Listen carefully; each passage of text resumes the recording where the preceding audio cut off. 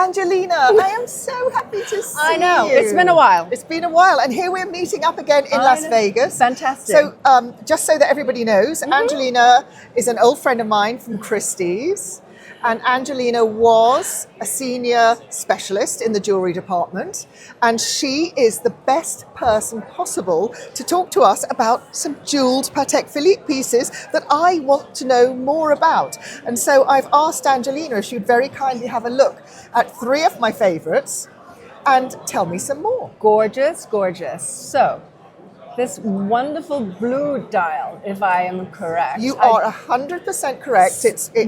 And what we call in jewelry is within a surround of baguette cut diamonds.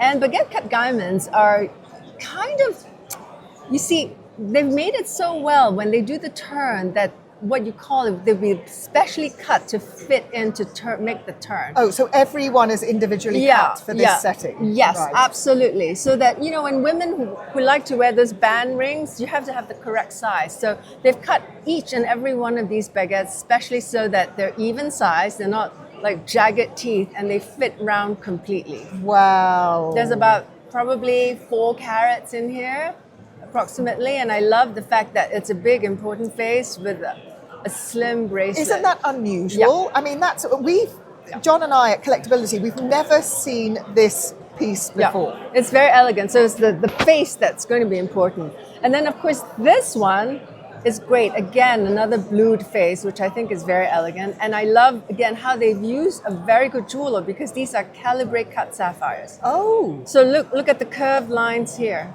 Yes. They have to be specially, that's what it's called, calibré cut sapphire. Calibré cut. So they were cut obviously specifically for this. Yes. So this is a whole sapphire that's cut into that shape. Well, there are 3 pieces in there. Let me see. 3 sapphires. Wow. Yeah. There are 3 sapphires in each corner. Gorgeous. And of course, I love the fact that, again, this is a larger size, which women like to wear these days. Yes, so it's more like a bracelet. So originally, I believe, and you can maybe vouch for it, that it would have been made for a man. Because it's big, isn't it? Yes, it's men large. were known to be more fancy back then. Right. For sure. This is a dress watch. It's a dress watch. So you could get a lot of use out of this. A couple could get a lot of use out of this. So now this is very interesting. A couple could get a lot of use out of this. Mm-hmm. This is the perfect man and woman watch. Absolutely. This is when you wear a tuxedo, this is what they would be wearing. I love it. What a brilliant idea.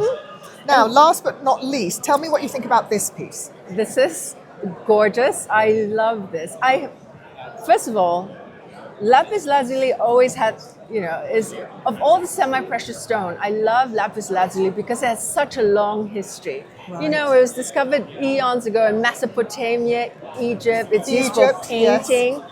And people don't realize that the pigment is so strong that they used to grind this up to use as paint. I didn't realize that. How interesting. Absolutely. So it must have been a very precious stone at one point. Correct. Because was it very limited where it came from? Afghanistan, and it was limited. And one of the things that is also important is, so if you look at the lapis here, right?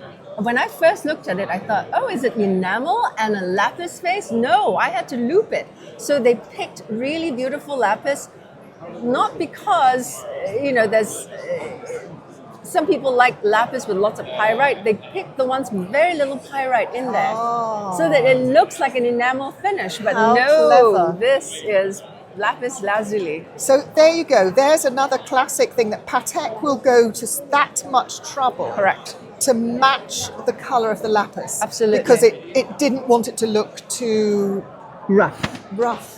Isn't that incredible? And the fact that you had to loop it to see if it was enamel or not, that's fascinating. Yep. So it really, these are pieces that are very unusual. Correct. And people don't realize, I don't think, how incredible. Fun watches. So much more interesting than just, a normal regular watch. I love vintage watches. Oh, well, you've been amazing. Thank you for telling me so much. I just love to learn. Always fun to visit. Thank you. Thank you, Tania. You were brilliant. Yeah.